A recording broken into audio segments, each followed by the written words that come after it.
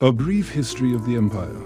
Part 1, author, Stronach. Before continuing, there is a mistake in this document.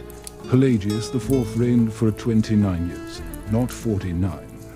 This has been confirmed by Ted Tedders Peterson.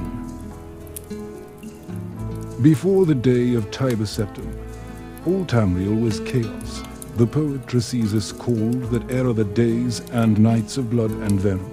The kings were a petty lot of grasping tyrants, who fought Tiber's attempts to bring order to the land. But they were as disorganized as they were dissolute, and the strong hand of Septim brought peace forcibly to Tamriel. The year was 896 of the Second Era. The following year, the emperor declared the beginning of a new era. So we began the Third Era.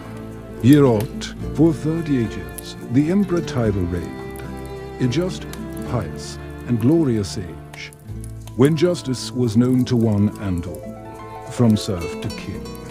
It reigned for a fortnight after, as if the land of Tamriel itself was weeping. The emperor's eldest living son, Pelagius, came to the throne. Though his reign was short, he was as strong and resolute as his father had been, and we could have enjoyed a continuation of the Golden Age. Alas, an unknown enemy of the Septims hired the cursed organization of cutthroats, the Dark Brotherhood, to kill the Emperor Pelagius I as he knelt at prayer at the temple of the One in the imperial city.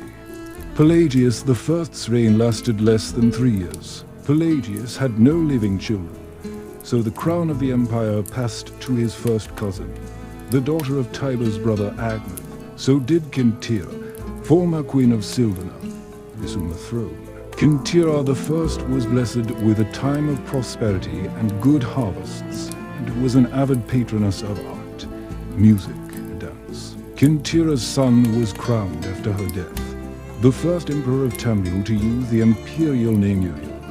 The Emperor Uriel I was the great lawmaker of the Septim dynasty, and a promoter of independent organizations and guilds. Under his kind hand, the Fighters' Guild and the Mages' Guild increased in prominence throughout Tamriel. His son Uriel II reigned for 18 years, from the death Uriel I in year 64 of the Third Era to year 82 of the Third Era.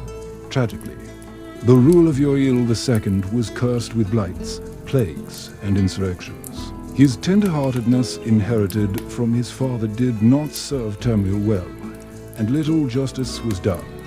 Pelagius II inherited not only the throne from his father, but the debt from the poor financial and judicial management. Pelagius dismissed all of the old elder council and allowed only those willing to pay great sums to return. He encouraged similar acts of his vassals, the kings of Tamriel, and by the end of his 17-year reign, Tamriel had returned to prosperity. His critics, however, have suggested that any advisor of wisdom, but without gold, had been forcibly ousted. This may have led to some of the trouble his son Antiochus faced when he became emperor. Antiochus was certainly one of the most flamboyant of the usually austere Septim family.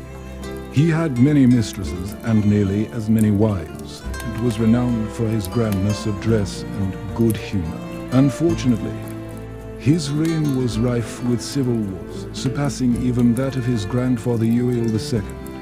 The War of the Isle in the year 110 of the Third Era, 12 years after Antiochus assumed the throne, nearly took the province of Somerset Isle away from Tamriel.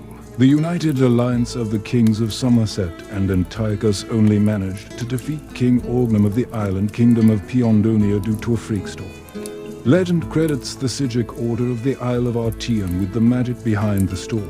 The story of Kintira II, heiress of her father's throne, is certainly one of the saddest tales in modern history. Her first cousin Uriel, son of Queen Potina of Solitude, accused Kintira of being a bastard, alluding to the famous decadence of the imperial city during her father's reign.